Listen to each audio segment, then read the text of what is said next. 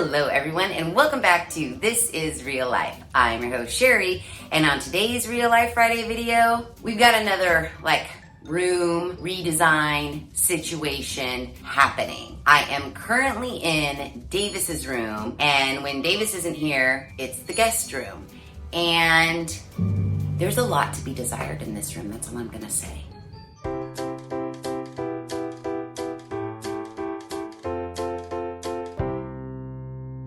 So here is my goal for this room. To do it for no money, which I know that's impossible because no money would involve no money, which means these beautiful walls behind me would have to stay as they are. So I do have paint. I bought 1 can of paint, and I'm not quite sure if that's going to be enough, but right now I just have 1, and that's all the money I want to spend on this room. And the reason is because I'm sure you guys can relate. Even though we redid the office, was it $500? I don't know how much we spent. It was cheap for that makeover. However, it was more than a can of paint. The kitchen, way more than a can of paint. My bedroom, tons more than a can of paint. So, considering this room doesn't get used a lot, it does get used. Davis, he's not living here anymore, but he still comes over and stays the night, so he's in here. I do have house guests, like Veronica from Pole literally just spent the night in this room last weekend. People are in here, and it's not cute. I really want to get on this room because aside from the sunroom / dining room, and my bathroom, this room is kind of the last room that I need to get done. Yeah, I want to try to do it on the cheap, and if I can do it on the cheap, that means you guys can redo a room in your house on the cheap as well. Now, it would be really easy of me to be yeah, I'm just gonna paint the 4 walls and call it done. I don't want to do that. I could, but I do want to give this room some flair. Again, some flair without spending any money. So, I do have a plan.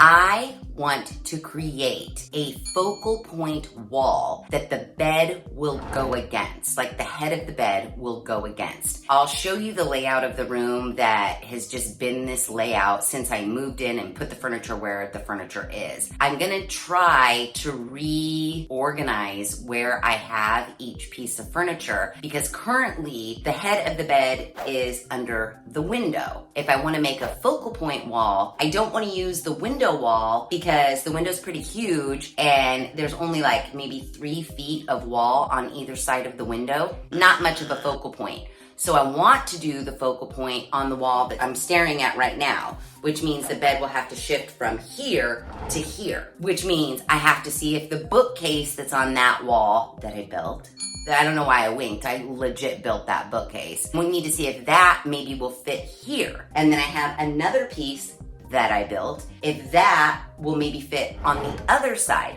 So I have to do some tweaking if I'm gonna be able to do this focal point wall, how I wanna do it. And how I wanna do it is not my idea. We kind of did something very similar at Teacher Jen's house. So remember when I bought all those wood slat pieces and we painted Jen's focal point wall black and then we put all of the slat wood on that wall? Well, I want to do something similar, and I saw another YouTuber, she's Furniture Flipping Teacher, she did a focal point wall. And I really kind of dug it. It's using the same wood slat pieces, but not every inch apart, up and down and up and down. She did more of a Mondrian. Well, if you took one of his designs and tipped it, that's kind of my vision for the focal point wall. However, I'm not going to paint any other colors. The wood and the wall are going to be exactly the same color. That is exactly how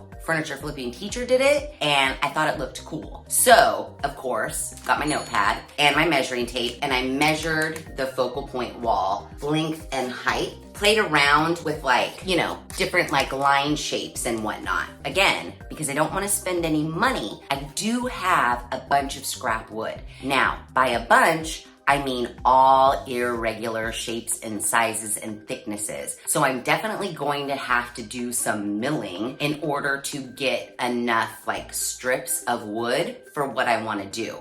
This is in no way, shape, or form the Bible. It's just giving me an idea of like, you need like 1, 2, 3 long strips, 4 short strips, whatever. This is going to hinge on how much wood I actually have once I mill everything down to the right width and lengths. So that said, let me show you what this room looks like right now.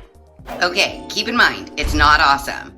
So you walk through the door, there's the bookshelf that I made when Davis was just a baby. Basically his childhood books, his awards, you know, the shit that your kid doesn't want to take with them when they move out. So we've got this bookcase on this wall, which is the wall I want to turn into the focal point wall. So basically the bed will go where the bookcase is now. Then if you look this way, here's the window. This twin bed was actually my twin bed growing up.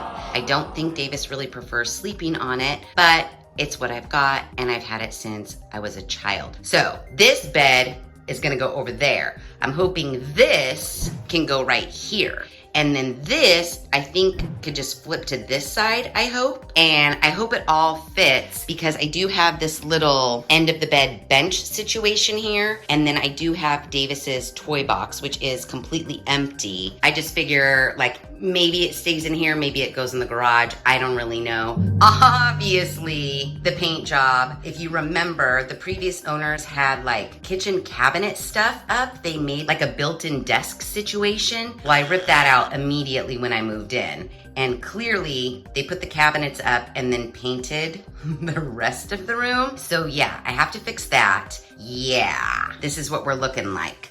So this is the before. Hey everyone, before we get super into it, I need you all to do me a favor.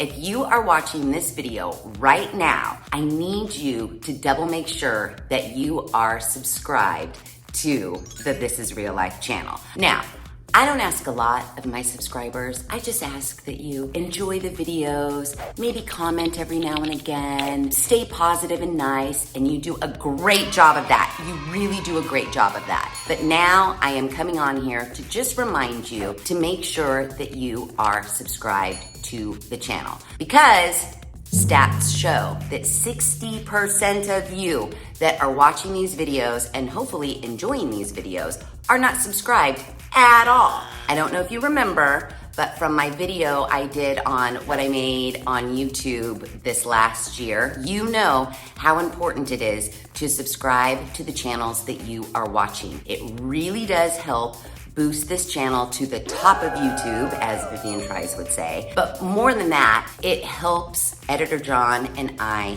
be able to afford to make the content that you are enjoying. So do me a favor and double make sure that you are subscribed to the channel. And if you're not, please subscribe.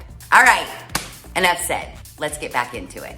Okay, so let's talk about the paint I picked out. Now, the bedding, it's floral. It's not very like, you know, masculine, which I don't really care about. I like the bedding. So what I did to kind of offset that, I picked a deeper, there's like a gray greeny color in the bedding. That is what I plan to paint the room with, which also kind of goes with the paint color that I picked for the guest bathroom. Now I bought this paint a long time ago and I did save every paint swatch that I picked out for this house. I know this classic avocado is not for this room. This is for the sunroom whenever I get around to finishing that. I do have the paint can, like I said, I bought it a really long time ago, which you shouldn't do that. You should buy paint and then you should use it pretty quickly after you purchase it. The date on here says 5/31/2021. Yeah. I use this paint can to like hold up furniture that I'm painting to keep it off of the ground. So my paint lid looks like this. I have a feeling it's this one, but then it could also be one of these. I don't really know. So I'm gonna open it up just so we can see. Okay, so clearly I need to stir it. It looks kind of oily and watery, but it is giving me village green vibes. Oh, when I painted my room, I ended up purchasing like a whisk attachment for my drill so that I could really stir up the paint really, really well and get all the pigment off the bottom because my bedroom paint sat in my garage for 2 years as well. But for right now, I just brought in a paint stir stick. So this is what the paint looks like. You can see just by me like lifting it up how much pigment is coming up from the bottom, but it is starting to look more and more like that gray-green color that I think it is. But clearly it needs a lot more stirring before I can even get it on the wall. Okay, so right now at this point, it really doesn't matter what the color of paint is because I cannot paint right this second. I've got to prep this whole room. This just shows you how little this room is used. I still have like my Mother's Day DIYs up here. I've got to like patch and sand a little bit of this wall and then I can get to painting. But I've also got to cut my wood and figure out how I want to rearrange things is going to work for my accent wall. So yeah, I'm gonna prep this room.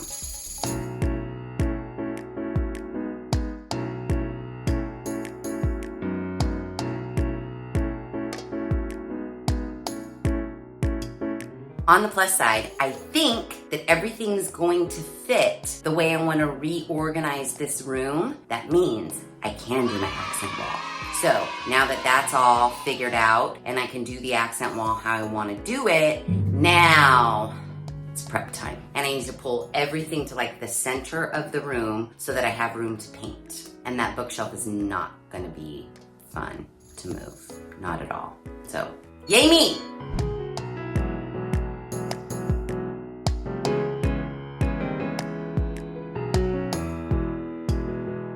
Okay, so walls totally prepped. I have not moved any of the furniture away from the walls yet because, quite frankly, I just don't want to right now because I'll have to empty the bookshelves and whatnot. I just want to get going with the paint. So, stirred up, got it right in here. It's a beautiful color. Got my cut-in brush. I'm manned with my wet rag just in case, I drip or anything goes awry. But I'm gonna start cutting everything in. No secret, you know how to do it. And then we can start rollering on as soon as I'm done with that.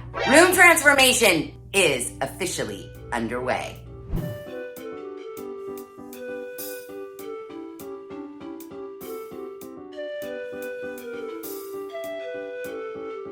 All right, so it's going on pretty nicely. I think that this color is gonna pull that gray-green color from the comforter, perfectly. Yeah, one girl, one can of paint. This is what we're doing today. Okay, so it is the next day. Yesterday, I painted all of the 3 walls. This is the only wall left to paint, and this is the wall that I'm going to try to make the feature wall with the wood and all of that. I've cleared off the bookcase. I've moved the bookcase into its new home, which is directly across from me. I went out into the garage and I ripped a bunch of wood that I had into 2-inch wide strips. So I have like 4 longer pieces. I think they're either 8 or 10 feet. I didn't measure them. And then I have 5 or 6 shorter pieces that are about 5 or 6 feet long by 2 inches wide. So now what I need to do is bring them in here and kind of start laying it out. I'm also going to need to bring in my air compressor so that I can just go right into the wall. I am still on my first can of paint. I don't know, since the wood is going on here, if I'm going to have enough. I'm gonna be so mad if I just need like this much more. I might have to go back to the store and get at least like a quart or something to finish this wall. I'm hoping not, but I might. So I'm gonna bring in all the wood and I'm gonna start trying to map this situation out. So what I think I'm gonna do is I'm gonna start with my long boards first. Obviously I'm gonna have to cut the tops and the bottoms at like an angle. So if I'm gonna do it here, I gotta make sure that it reaches where the baseboard is and gives me enough to cut off at the top and bottom. So if I can't, then I'm gonna have to adjust the angle a hair to give me enough room top and bottom. You know what I should do? I should go get some painter's tape so I can tape these up. That's a brilliant idea, Sheri, because I was gonna draw a line and then mark this board 1 and this line 1, but I think if I tape them up, I can see my design as I go.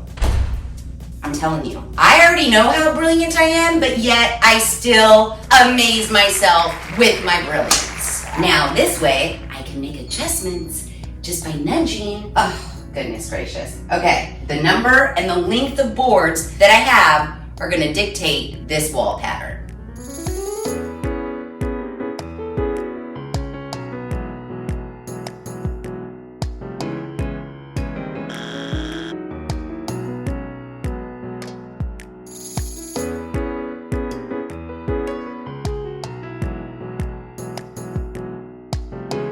Okay, so sadly, my brilliance has exceeded the expectations of the painter's tape, and the painter's tape is not holding. Now I'm just winging it. I'm just gonna organically put up a board, mark it, trim it, nail it into place. I'm just gonna work like that. It's another Tim Gunn moment. Yay me!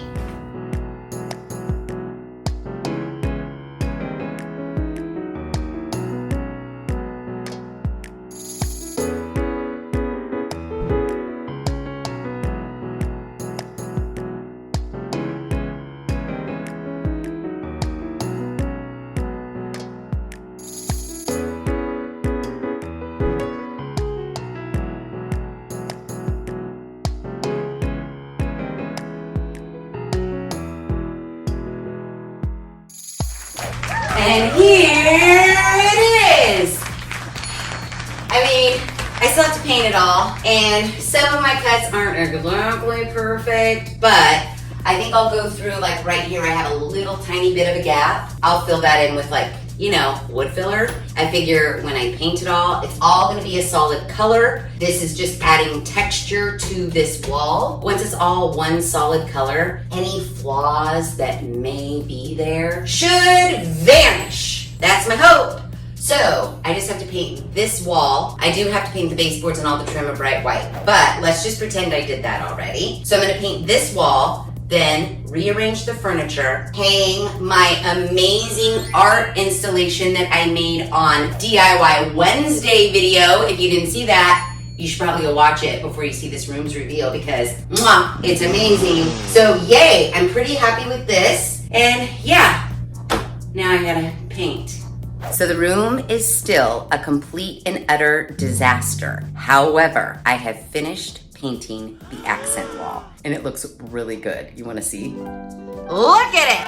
I love it.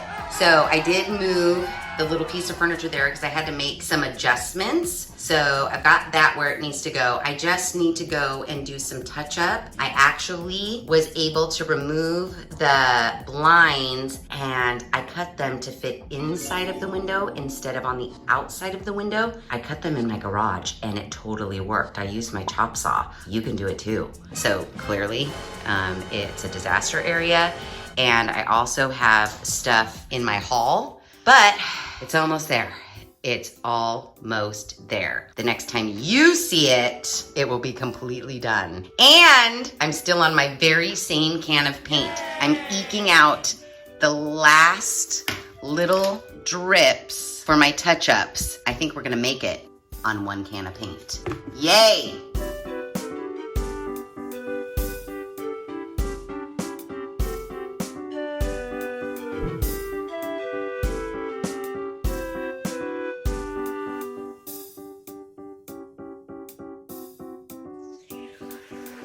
It's done, it's done.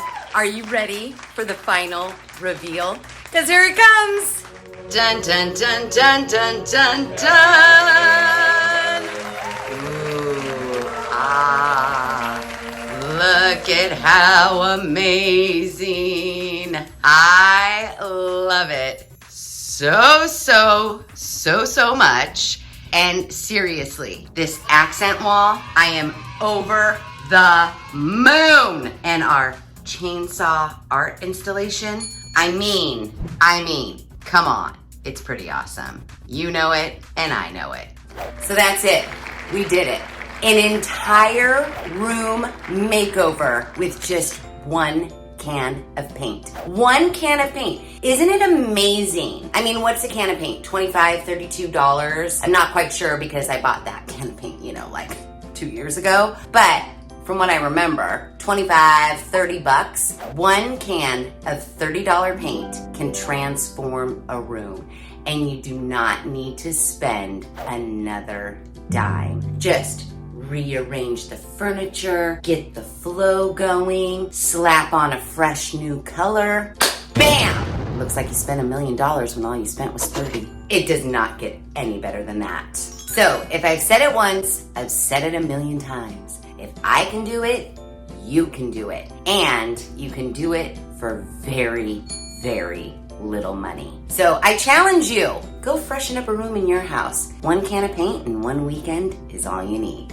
If you like this video, please be sure to give it a big thumbs up. If you haven't done so already, please subscribe to the channel. Be sure to ring that notification bell so that you are alerted to all of the Real Life Friday videos I push out, which is every other Friday at 5:30 Pacific Standard Time. Be sure to share this video with your family and friends. And as always, thanks for hanging out.